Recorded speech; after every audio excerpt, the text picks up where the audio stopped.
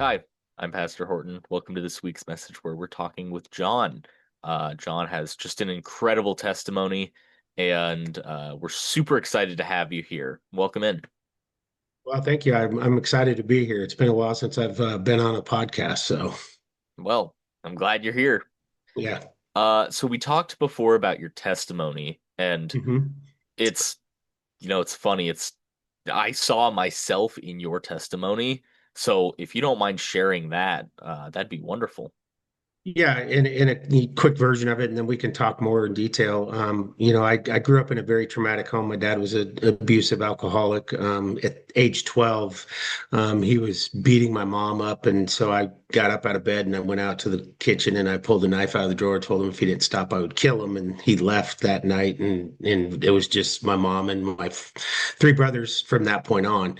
And so I didn't really know I was a victim, until then. I thought I escaped the abuse. And then it wasn't until I got older and I started pursuing faith that I started to think about things and go, and then started noticing my behaviors and, how they correlated with things that I grew up with. And so, I sought out counseling and found a great counselor, and then I met a spiritual mentor, and the two of them guided me through a 10-year journey. And it led to, my complete surrender to Christ in 2016. And I overcame all those strongholds and, battled spiritual warfare during that time and all that. So, and, my counselor of 10 years told me to write a book. And so, as I told you in the beginning, it's, when she said that, I was like, okay, my story's my story, and people have been through a lot worse than I have, but it's still a story.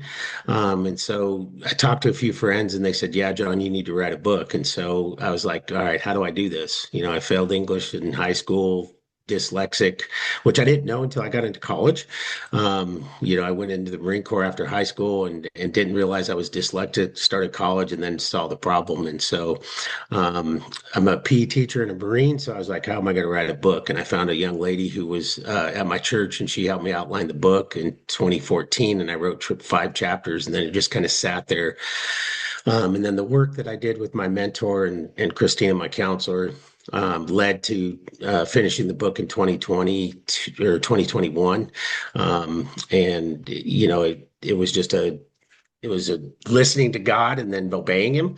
Because one morning in my in my prayer and reading time, I came across Hebrews 10:36, which says, "Doing the will of, or when you do the will of God, you must persevere to get what He promised." And then an hour later, I read in A.J. Swoboda's very first book, he was talking about the will of God, and it said no one told him if anybody would read his book or buy his book, he just had to finish it. And I went, okay, this is a sign I need to finish my book.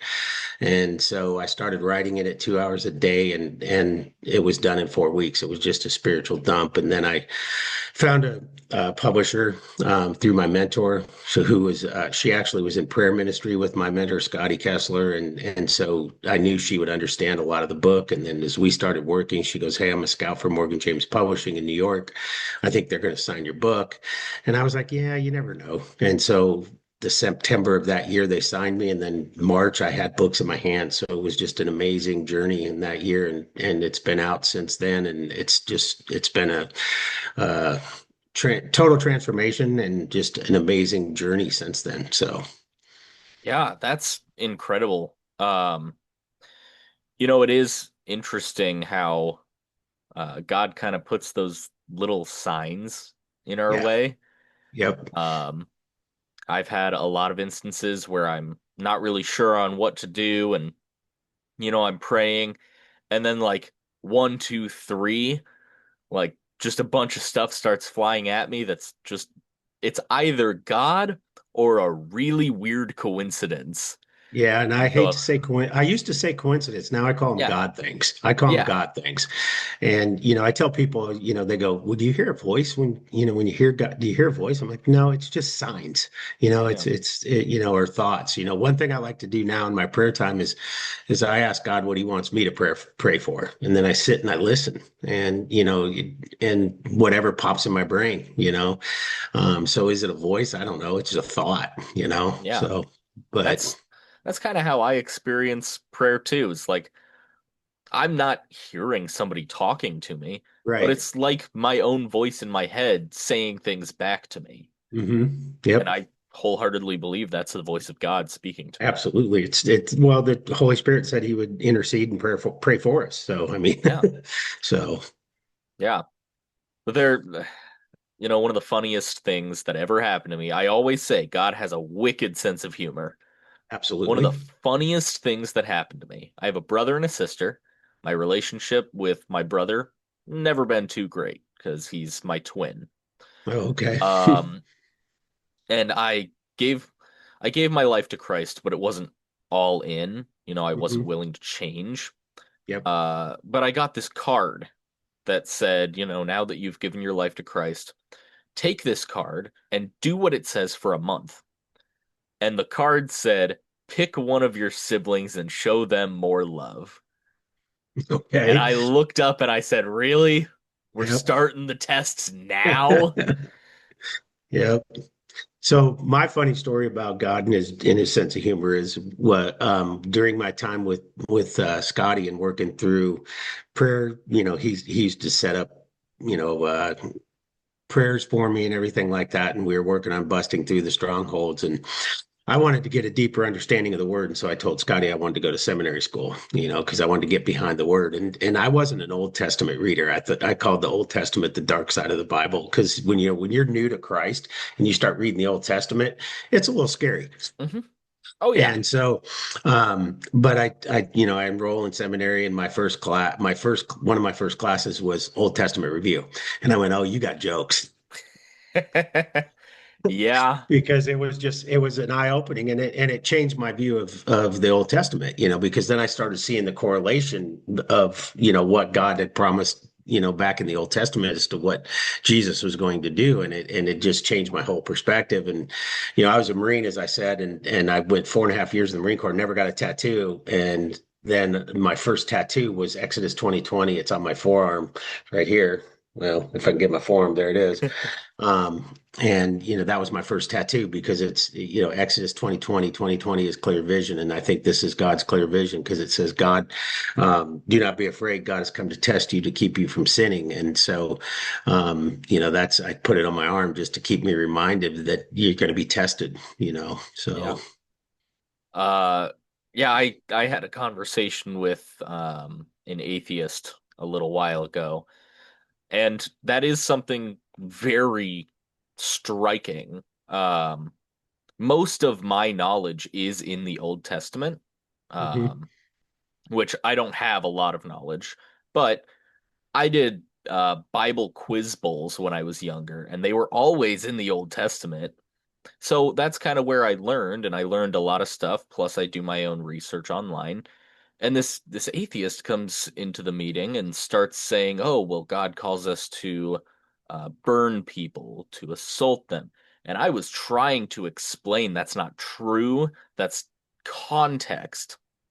And I mean, it's often that you see the Old Testament gets twisted because Mhm. of its verbiage, where do not get tattoos or don't drink. A lot of people say if you're Christian, you can't get tattoos, you can't drink. Right. But when you look at it, that's not what it's saying. And Right. there's a lot of historical context. So Right. I definitely understand where you're coming from with, the Old Testament is scary. It's got some Yeah. real messed up Yep. stuff in there. Yep. And it's a good thing we don't have to do the sacrifices anymore. So, Yeah. so Yeah, that ugh. Lots of goats. yes. So But you mentioned your book, and I would love mhm. to dive into that. Can you Uh-huh. tell us more about it? Yeah, the title of it's called Broken and Redeemed, Finding Freedom Through Complete Surrender. And it's basically I walk through, what I've gone through as in the good, I call it the good, bad, and the ugly of my transformation and my testimony.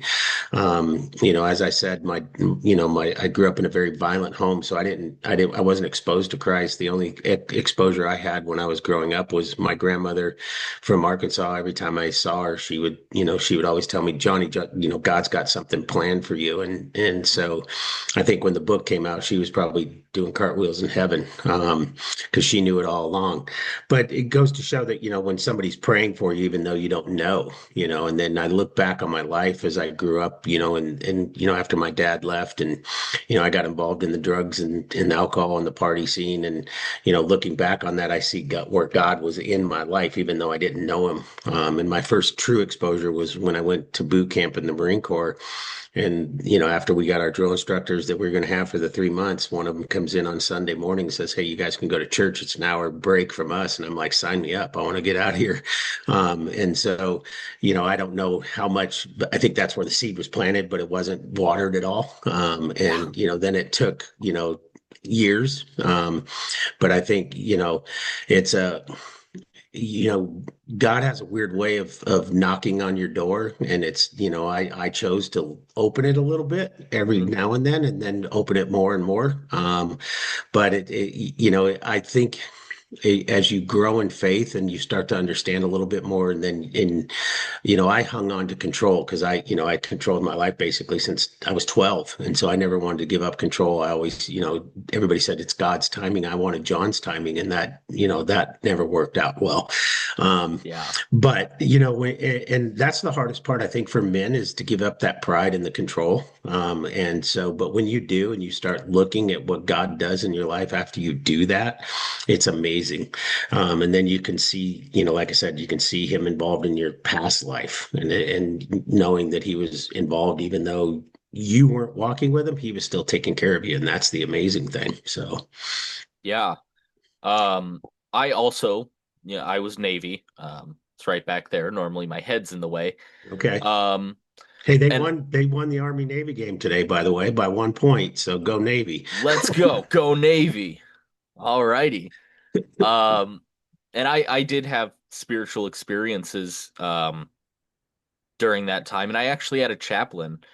My brother went into the Navy as well, but got out due to failure to adapt at that time. Mhm. Um, and before he left, he asked the chaplain, "Hey, can I see my brother?" Because he hadn't seen me in months, and he wasn't gonna see me for another couple months. And the chaplain kind of set it up, had us sit together. We sat and talked for about an hour, and I think that was, I mean, God interceding, whether Mhm. we knew it or not. The other really impactful thing that looking back I see is I struggled a lot with mental health issues, and I've talked Mhm. about it before. But the absolute clearest work of God that I have ever seen in my life, it was a night where just thing after thing had gone wrong. Friends were leaving, relationships were failing. I felt isolated, I felt alone, and I was prepared to take my life that night. Mhm. And I was crying. I was apologizing to everybody in my mind.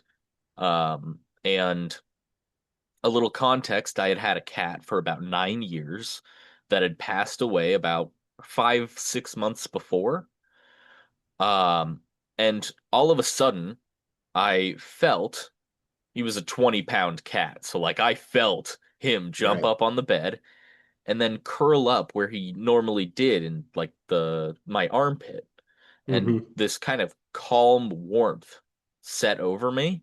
And I Mhm. reached over to pet him, and all I felt was the bed. And then I remembered that he had died, Right. and then I fell asleep. And I woke up the next morning, rested. I woke up just a little bit happier, and I thanked the cat. I thanked Ruckus was his name. Mhm. I said, Okay. "Ruckus, thank you." Yeah. Yeah. Um, I mean, at that time, I said, he gave me one of his lives. I, Right. honest to God, think that that was God saying, "It's not your time. I'm Right. gonna give you something that will put you at ease." Yeah. Oh, I would totally agree with you. Yeah. Yeah. I mean, when I found, see, so, when I do podcasts, I get a lot of questions, why did you go to counseling? Why didn't you let God take it? Why didn't you just pray? And I'm like, well, the counselors are there for a reason, Hmm. and they're going to help you through it. And the way I found Christina is I was like, okay, I need to get some help. And so I just went to the phone book, and I went, call. No, they weren't taking new clients. They weren't taking new clients. Christina was, went and met with her, and the rest is history. So, I look at that as that, there was a reason why the first two weren't taking clients.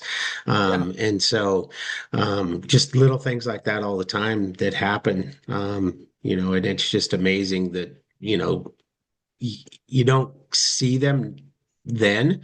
I see them more now because I think my eyes, after I gave up, complete control, Hmm. scripture started meanings, the meaning of scripture took a different, tone and message. And then, just seeing the world differently, that's what changed in my life, is because you see things differently. So, Yeah. It's I mean, I especially around the time of COVID, but just in general, I've seen, memes and stuff like that about um especially anti-vaxxers. hmm And I don't know your position on that, but it's my position that God gave us the knowledge and the ability to gain that knowledge for a reason. hmm And these memes would be like, "Oh, well, um I'm just going to pray to God to heal us." And then they die and go to heaven and they're like, "God, why didn't you heal us?" And God hmm says, "I gave you doctors." hmm Well, Yep. like God equips people to do certain jobs. Right. I Yep. could never be a surgeon. Right. Oh, Oh, yeah. I don't have the I, patience. I would agree with you. I think surgeons are born. Yeah, They're gifted people because to cut it, here's the thing. I have a master's in PE, so I did human anatomy classes and did a dissection of the human cadaver, and I can't imagine cutting into a body when it's alive, yeah, let no, alone dissecting it, as a corpse. So, I agree. People have a certain gift, and we all have talents. yeah. So, Like, so you're a PE teacher. You're presumably very athletic. yes. I am not very athletic at all. I really do need to start going to the gym more. But um, English has always been my strong suit. Like I Right. love it. I love to read, to write, all of that. And you know, we just have different strengths and different Yeah. weaknesses, Yep. and God created everybody to have different strengths and weaknesses so that we would complement each other and build Correct. up that community. Right. Yeah. Another section of the book where I said referred to it as God things, and Hmm. so as I was going through my struggle, Mercy Me, I'm sure you're familiar with Mercy Me. They came out with the song "Dear Younger Me," and so when they released that song, it really spoke to me, and so I was like, man, I want to use that song in my book, and I want to know what made Bart write that song. And they happened to be coming to, I lived in Washington at the time, and they happened to be coming to a city that I lived near. And so I bought a VIP ticket where they would sing happy birthday to the girl I was dating at the time. And so we went to the concert. They sang happy birthday. We went backstage, and I was telling the group that sang happy birthday to my girlfriend what I wanted to do. And he said, well, there's Mercy Me's road manager. Let me talk to him. And so he went and talked to him. And then the guy comes over and he says, well, Bart will be here in about 10 minutes. I'll see if he'll talk to you. And when he got here, he goes, hey, Bart would love to talk to you. And Bart Millard and I sat behind stage and talked for probably 30 minutes and shared testimony. And if you've seen the movie, I can only imagine Bart grew up in a similar situation as I did with an alcoholic dad. We shared testimony, and then I finally got to the point. I said, Bart, I love this song. I want to, and I said, I want to use it in my book. Can I have your permission? And he said, yeah, under one, I said, what inspired you to write the book? And he said, well, my counselor told me to write a song to my son as if I was writing it to myself.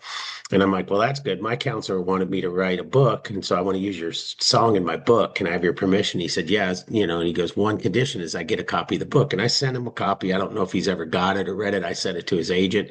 But just for all of that to take place, there had to be a hand of God in all of that, Absolutely. and this was in 2015, and so the I can only imagine movie probably wasn't even a thought in Bart's mind, but then when I went to the movie, I was like, oh, this is exactly what he shared with me. It was amazing. So it was, and I took a picture together with him so I could at least prove that, when I used it in the book, I can actually prove that I actually met the man. So, Yeah. so No, that's 100% the work of God. yeah, Um, yeah. So I mean, there's no other way to see it. yeah, yep. Um, so this book, we are running a little short on time. Okay. Where can people find it? It's available anywhere books are sold. I have a website. It's brokenandredeemed.com. My store's not working right now, so I apologize about that. But you can go to anywhere, Barnes and Noble, Amazon, anywhere, and you can get a copy of a book. If you want a signed copy, you can go to the website and give me fill out the comment, and I can and give me your address, and I'll sign a copy and send it to you that way. But the store's not working on my website. I got to figure out why it's not working. So, but Yeah, anywhere books are sold. So. awesome. To everybody who's out there listening, um, if you feel at all called to do something like write a book or research something, even if it makes absolutely no sense, do it. Yes. It could not hurt. I truly hope that this has inspired you. Thank you, John, so much for coming on and talking with me. Oh, no, thanks for having me. I appreciate it. So, Yeah. If anybody would be interested in getting that book, I'll have all of those links down in the description wherever you find this. Uh, Otherwise, please remember to like, subscribe, follow, and share the message. I hope you have a wonderful week, and God bless.